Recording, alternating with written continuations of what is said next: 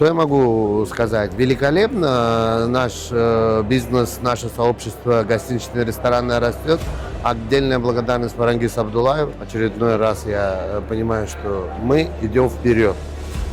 И присоединяйтесь, пожалуйста, все к этому замечательному мероприятию. Bugun uzoq kutilgan kun keldi, 22-oktyabr. Forex Expo ko'rgazmasining ikkinchi kuni bir qancha yaxshi insonlarning tashabbusi bilan ushbu tadbir tashkil etildi. Bu kabi tadbirlar davomli bo'lishini tilab qolamiz. Assalomu alaykum hammaga. Ismim Davron Hamidov. Memories gruppasi asoschilaridan biriman. Assotsiatsiya Atelyerovga, Farangiz Abdullayevga tashakkurimni bildirmoqchiman. Выставкani menimcha faqatgina restoran emas, lekin shu sohaga kirib kelmoqchi bo'lganlar uchun ham juda ham qiziq narsa bo'lyapti. Men o'ylaymanki, bunaqangi forum va выставкаlarni restoratorlar uchun har yil o'tkazilishi kerak.